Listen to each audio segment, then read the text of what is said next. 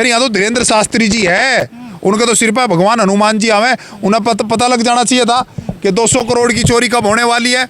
उन्होंने क्यों नहीं एलआईओ को, खुफिया तंत्र को सूचित किया, योगी जी को सूचना देते कि आपके राज्य में भगवान राम के उसमें 200 करोड़ की चोरी होने वाली है। ये चीज पकड़ी मीडिया ने, उमर खालिद वाली। दूसरी तरफ एक दूसरे कट्टरपंथी लोग आए जो यहाँ नारे लगाने लगे, भगवान श्री राम के ये देश हमारा है। अरे भाई ये देश सबका है। यहाँ मुद्दा भारतीय जनता पार्टी के खिलाफ इसलिए है कि सरकार एनडीए की है और एनडीए में सबसे बड़ा दल भारतीय जनता पार्टी का। देश भर में पेपर नीट का जो मामला है थमने का नाम नहीं ले रहा। हमने देखा कि बीते 6 तारीख को जो है कांग्रेस जनता पार्टी ने दिल्ली के जंतर मंतर पर प्रदर्शन किया और इससे कांग्रेस जनता पार्टी द्वारा जो है प्रदर्शन किया जा रहा है। इसी मुद्दे पर खास बातचीत करने के लिए एडवोकेट दीपक शर्मा इस वक्त मौजूद है। सर, क्या कहेंगे? देखिए, ये किसी एक कांग्रेस जनता पार्टी का मुद्दा नहीं है, ये देश के युवाओं का मुद्दा है, देश के छात्रों का मुद्दा है, उनके भविष्य का मुद्दा है। ये मामला देश के युवाओं के अंदर बैठ गया है।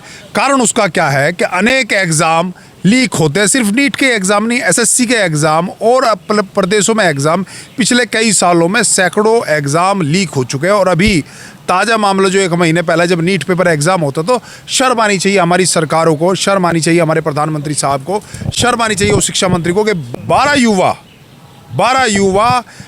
इस हाबके में मारे जाते हैं, निराश हो जाते हैं, खुदकुशी कर ले जाते हैं। मैं तो ये कहूँगा खुदकुशी नहीं है, ये मर्डर है और इस मर्डर की जिम्मेदारी प्रधानमंत्री महोदय की है और उस शिक्षा मंत्री की है। युवा क्या गलत कह रहे हैं? युवा कोई गलत क्यों थोड़ा कह रहा है? युवाओं का नाम कॉकरोच पार्टी घेर दिया गया है। बहुत ही घिनौने शब्द कहता हूँ मैं जो जिन लोगों ने ये कॉकरोच पार्टी या कॉकरोच युवाओं को कहा। दूसरी बात मैं एक और बताना चाहता हूँ, युवा क्या कह रहा है?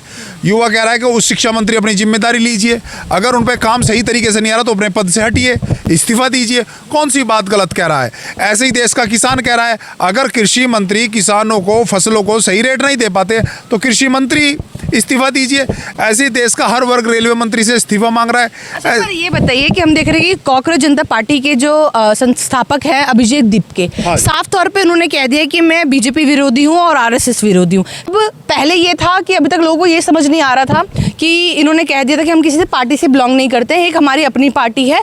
क्योंकि हमारे सीजीआई ने इस तरह की बातें कही तो हमने कांग्रेस जनता पार्टी बना ली और कहीं ना कहीं छात्रों ने समर्थन दिया कि उन्होंने इस अहम मुद्दे को जो है लोगों के बीच रखा। पर अब चीज़ें सामने आ चुकी है, अब युवा जो उनके साथ में थे वो पीछे हट चुके हैं, क्या कहेंगे? और अभिजीत दीपके ने कहा कि मैं भारतीय जनता पार्टी के खिलाफ हूँ। पिछले 12 साल से 13 साल से सरकार उन्हीं की चल रही है, तो जब जिम्मेदारी उनकी है तो देश का युवा, देश का जागरूक व्यक्ति किससे सवाल पूछेगा?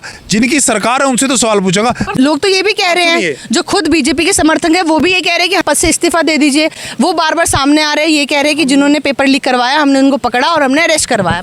हमने भी भारतीय जनता पार्टी को 3 दफा लोकसभा में वोट दे चुके हैं, लेकिन सवाल किससे पूछेंगे, जवाब किससे पूछेंगे? अगर लोगों ने कांग्रेस से हटकर इनको लाए तो उनमें कमियां थी, अब उनको कोसने का क्या फायदा है? अरे उनको ही तो कहेंगे ना, उनसे तो जवाब मांगा जाएगा जिनकी सरकार है। तो युवा वर्ग कौन सा गलत कर रहा है? भैया इस्तीफे देने चाहिए। रोजगार नहीं है देश के अंदर, आप पेपर परीक्षाएं अच्छी तरीके से नहीं करा सकते हैं। चलिए ठीक है, आपकी ये वाली बात से मैं बिल्कुल मानती हूँ कि नीट पेपर लीक का जो मामला आया है उसमें धर्मेंद्र प्रधान को जो है इस्तीफा देना चाहिए था।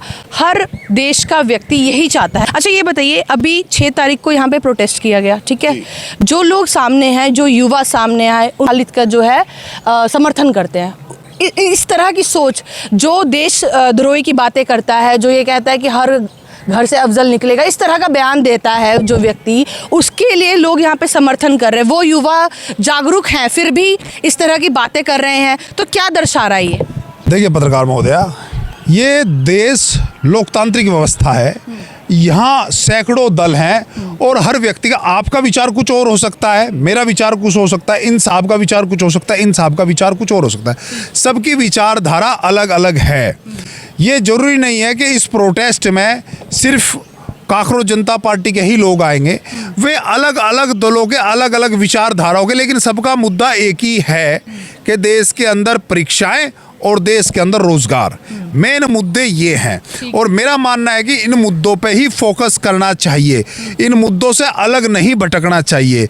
जो मुद्दे अफजल के हैं या कुछ और में वो कहीं और करें। यहाँ जिन मुद्दों के ऊपर यहाँ पिटिशन, जिन युवाओं से पूछा गया, हम बिल्कुल समर्थन में है, हम उमर खालिद के समर्थन में है, जो कि सोशल मीडिया पे काफ़ी दिखा। आज कहीं ना कहीं युवा वर्ग भी समझता है क्या चीज़ चल रही है और क्या नहीं, बट उन युवाओं के मुंह से ये सुनना कि हाँ, और उन्हीं लोगों के लिए सुनना जिन्होंने देश के हित की बात नहीं की, जिन्होंने देश के लिए अच्छी बातें नहीं की, देश के लिए गलत कहा, तब भी आप कहेंगे कि ये चीज़ें ठीक है। फिर देखिए, मीडिया ना उस चीज़ को चलाता है कि जहाँ जिस चीज़ के लिए, जिन सब्जेक्ट के लिए, जिन मुद्दों के लिए लोग बाग इकट्ठे हुए हैं और उसको ख़राब करने के लिए जो लोग आते हैं, ये चीज़ पकड़ी मीडिया ने उमर खालिद वाली और इन चीज़ों वाली। दूसरी तरफ एक दूसरे कट्टरपंथी लोग आए। अच्छा। जो यहाँ नारे लगाने लगे, भगवान श्री राम के ये देश हमारा है। अरे भाई, ये देश सबका है। ये देश जो 12 स्टूडेंट खुदकुशी कर लिए, देश उनका नहीं था क्या? तो उन 12 स्टूडेंटों ने जो खुदकुशी करी और हजारों लाखों करोड़ों स्टूडेंट, युवा वर्ग उनसे प्रभावित हुए कि हमारे बीच के 12 स्टूडेंट चले गए, दुनिया छोड़ के निराश हो गए। तो उस प्रेरणा से, उस भावनाओं से प्रेरित होकर यहाँ युवा वर्ग आया। अच्छा, और उसको खराब करने के लिए उमर खालिद का नाम लिया जाता है कुछ लोगों के द्वारा भगवान श्री राम का नाम ले दिया जाता है। अरे भाई, भगवान श्री राम जाइए, कहीं अलग सब्जेक्ट है, लेकिन हमें मुद्दों पे भी तो बात करनी पड़ेगी ना। भगवान श्री राम है, लेकिन युवाओं को जो लोग भगवान श्री राम का नारा दिया और उनको वायरल करा गया, अब वो लोग ये नहीं पूछेंगे भगवान श्री राम के अयोध्या मंदिर में से 200 करोड़ रुपए चोरी हो गए। उन मुद्दों पर आओ ना, जब भगवान राम का मंदिर था वहां चोरी हो गया, वे नहीं पूछते। ने कहा कि मुद्दा भटकाने के लिए इस तरह का सवाल किया गया है ना। अभी हमने देखा जो कांग्रेस जनता पार्टी के सौरभ दास है, उनका एक फोटो काफ़ी वायरल किया गया उमर खालिद के साथ। उन्होंने फोटो खिंचवा रखी है और उन्होंने कहा कि इन्हें जो है बेफालतू में अंदर डाला गया है, बिना किसी जांच के जो है चीज़ें चल रही है। इस तरह का बयान सामने आना सौरभ दास के द्वारा, जो कि कांग्रेस जनता पार्टी के ही हैं, और साफ तौर पे दिखाना कि वो उमर खालिद का समर्थन करते हैं, तो कहीं ना कहीं युवाओं के मन में तो रहेगा। और मीडिया है, और मीडिया तो ये बात भी पूछेगी। आप कह रहे हैं कि टॉपिक्स भटक गए, उन लोगों ने भी, चाहे कोई एंटी बातें कर रहा था या कोई प्रो में बातें कर रहा था, उन सब ने बातें कही कि हमें धर्मेंद्र प्रधान का जो है इस्तीफा चाहिए। ठीक है, आप भी इस बात से एग्री करते होंगे, बट ये बताइए उन युवाओं की सोच पे क्या आप कहेंगे जो युवा ये देख रहे हैं कि सौरभ दास ने ट्विटर पे फोटो डाला बाकायदा उमर खालिद के समर्थन में, तो उन लोगों का ये लोग विरोध नहीं कर रहे हैं, पर देशद्रोही की बातें भी कर रहे हैं कि जो उनके लिए बातें कह रहा है हम उनके समर्थन में हैं। तो आपको नहीं लगता कि ये युवाओं जो है अलग ही विचारधारा के सामने नजर आ रहे हैं? देखिए, जिनका आपने नाम लिया, एक तो कांग्रेस जनता पार्टी कोई ये नाम हो गया है, कोई पार्टी नहीं है, ना कोई रजिस्टर्ड है, ना कोई पंजीकरण पार्टी है, ना कोई चीफ इलेक्शन के यहाँ रजिस्टर्ड है। ये एक मुद्दों पे पार्टी आई है। ठीक है, और मैं तो यहाँ भी कहता हूँ जो इस तरह की उमर खालिद की बात करते हैं वो भारतीय जनता पार्टी की बी टीम के व्यक्ति है। वे लोग भारतीय जनता पार्टी की बी टीम के लोग हैं, जो मैं कह रहा हूँ। अच्छा।